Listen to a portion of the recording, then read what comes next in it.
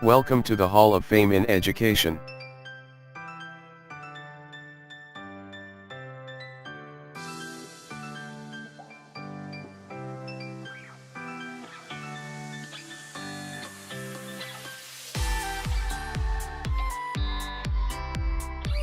Are you familiar with these people? They aren't actors of any Hollywood movies, nor of any series available on Netflix. But certainly, they are famous.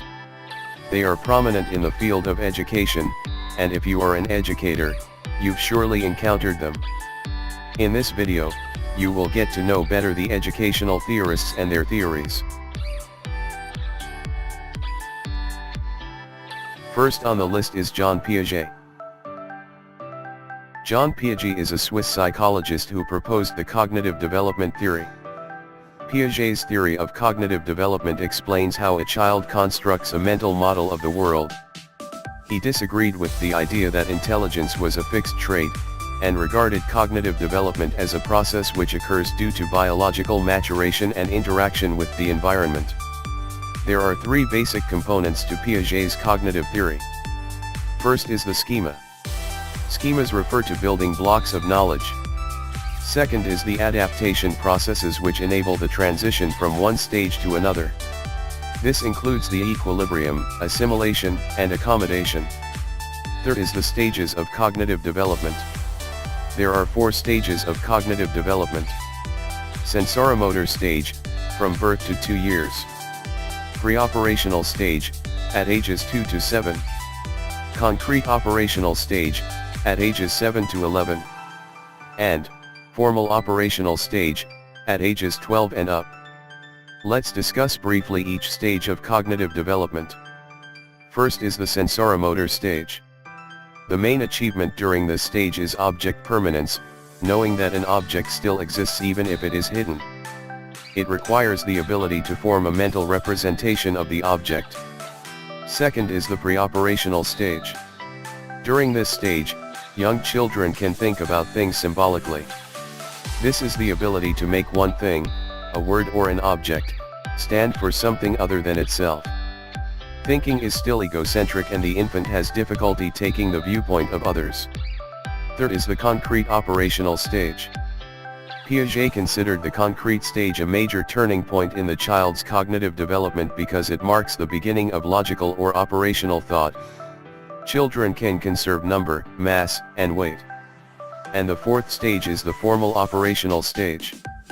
During this stage, people develop the ability to think about abstract concepts, and logically test hypotheses.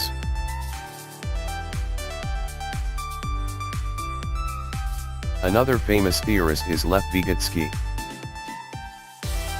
Lev Vygotsky was a Russian psychologist who is known for his social development theory. In the social development theory, Vygotsky primarily explains that socialization affects the learning process in an individual. It tries to explain consciousness or awareness as the result of socialization. The social development theory includes 3 major concepts. These are comprised of the role of social interaction in cognitive development, the more knowledgeable other, and the zone of proximal development. Vygotsky believed that social learning precedes development. The more knowledgeable others, or MKO, refers to anyone who has a better understanding or a higher ability level than the learner with respect to a particular task, process, or concept. The zone of proximal development, or ZPD, refers to the difference between what a learner can do without help and what he or she can achieve with guidance and encouragement from a skilled partner. Next theorist is Jerome Bruner. Jerome Bruner is an American cognitive theorist who became known with the spiral curriculum. Spiral curriculum is based on his idea that even very complex topics can be taught to young children if structured and presented in the right way. Bruner's spiral curriculum is an approach to education that involves regularly revisiting the same educational topics over the course of a student's education. Each time the content is revisited, the student gains deeper knowledge of the topic. It has the benefits of reinforcing information over time and using prior knowledge to inform future learning. Following the idea of the spiral curriculum, Bruner presented the idea of 3 modes of representation. These modes of representation refer to the way knowledge is stored in memory. First is inactive. Inactive involves representation of knowledge through physical actions. Second is iconic. Iconic involves representation of knowledge through visual images. Third is symbolic. Symbolic involves the use of words and symbols to describe experiences. Another well-known theorist in education is Sigmund Freud. Sigmund Freud is an Austrian neurologist who developed the psychoanalytic theory of personality development, which argued that personality is formed through conflicts among three fundamental structures of the human mind: the id, ego, and superego. The id is the primitive and instinctual part of the mind that contains sexual and aggressive drives and hidden memories. The superego operates as a moral conscience. And the ego is the realistic part that mediates between the desires of the id and the superego. Sigmund Freud believed that the nature of the conflicts among the id, ego, and superego change over time as a person grows from child to adult. Specifically, he maintained that these conflicts progress through a series of 5 basic stages, each with a different focus. Oral. In the first stage of personality development, the child gets much satisfaction from putting all sorts of things in its mouth, such as sucking, biting, and breastfeeding. Anal. The libido now becomes focused on the anus, and the child derives great pleasure from defecating. Phallic. Sensitivity now becomes concentrated in the genitals and masturbation becomes a new source of pleasure. Latency. No further psychosexual development takes place during this stage because latent means hidden. And genital. This is the last stage of Freud's psychosexual theory of personality development and begins in puberty. It is a time of adolescent sexual experimentation, the successful resolution of which is settling down in a loving relationship with another person.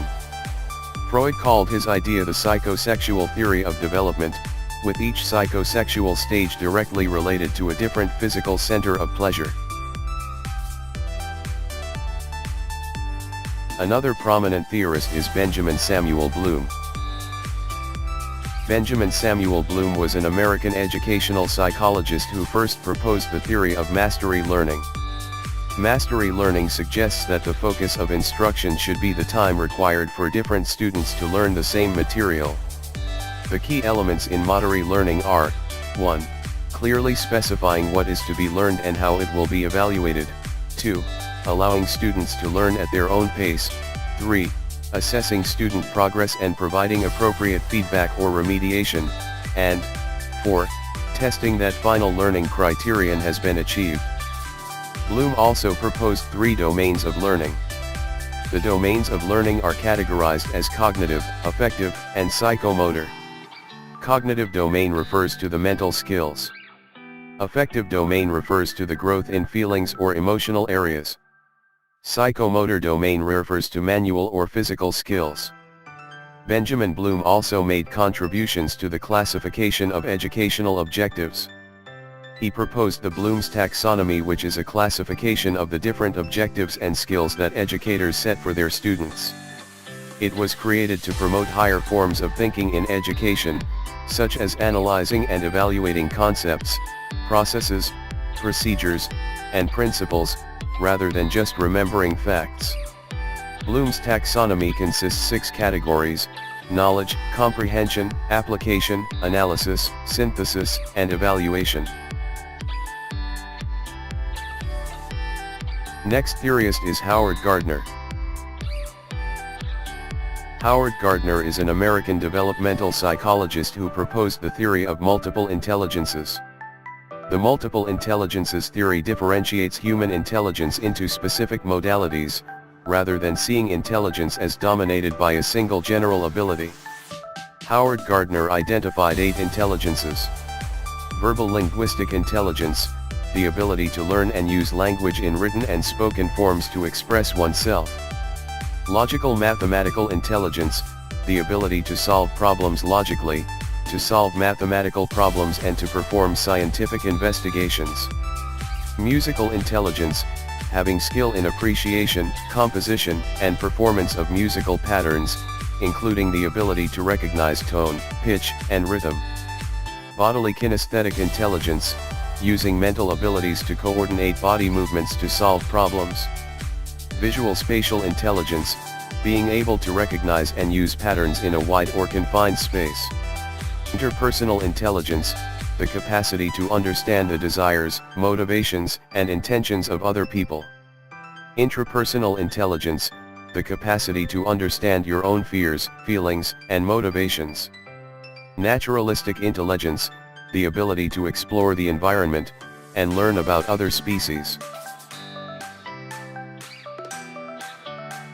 Another famous theorist in education is Erik Erikson. Erik Erikson was a German-American developmental psychologist who developed Freud's psychosexual theory and adapted it into a psychosocial theory. The psychosocial theory identifies the stages that a healthy developing individual should pass through from infancy to late adulthood. According to Erikson, we experience 8 stages of development during our lifespan. Within each stage, there is a dilemma that we must resolve in order to feel a sense of competence and will allow us to develop as a well-adjusted adult. These stages are: trust versus mistrust, ages 0 to 2. In this first stage, infants must learn that adults can be trusted. Autonomy versus shame, ages 2 to 3. The me-do-it stage, children start to make decisions and show preferences of elements in their environment, such as what clothes to wear or what toy they prefer. Initiative versus guilt, ages 4-5. This stage involves children learning to plan and achieve goals involving others. Industry versus inferiority, ages 6 to 11. In this stage, children start comparing themselves with their peers. Identity versus role confusion, ages 12-18. Students in this stage are asking themselves, who am I and what do I want to do in my life? Intimacy versus isolation, ages 18 to 40. As students progress into early adulthood, their focus shifts to making and maintaining strong, intimate relationships with others. Generativity versus stagnation, ages 40 to 65. In middle adulthood, people are concerned with contributing to society either through their work or parenthood. Ego integrity versus despair, ages 65 and up. Those in late adulthood reflect on their lives, feeling a sense of satisfaction or failure. And, who doesn't know Abraham Maslow? Abraham Harold Maslow was an American psychologist who was best known for creating Maslow's hierarchy of needs. Maslow's hierarchy of needs is a motivational theory in psychology comprising a 5-tier model of human needs, often depicted as hierarchical levels within a pyramid. Needs lower down in the hierarchy must be satisfied before individuals can attend to needs higher up. From the bottom of the hierarchy upwards, the needs are: first is the physiological. These are biological requirements for human survival. Examples include air, food, water, shelter, clothing, warmth, and sleep. Second is safety. Examples include protection from elements, security, order, law, and stability. Third is love and belonging. These are the first of social needs, involving the desire for interpersonal relationships and being part of a group. Examples of these needs include friendship, intimacy, trust, acceptance, receiving and giving affection and love. Fourth is esteem. This includes self-esteem, stemming from dignity, achievement, mastery, and independence, and the desire for reputation or respect from others, including status and prestige. And at the peak is self-actualization. Examples include realizing personal potential, self-fulfillment, and seeking personal growth and peak experiences. Again, here are the prominent educational theorists: Erik Erikson, Abraham Maslow, John Piaget, Benjamin Samuel Bloom, Howard Gardner, Sigmund Freud, Lev Vygotsky, Jerome Bruner.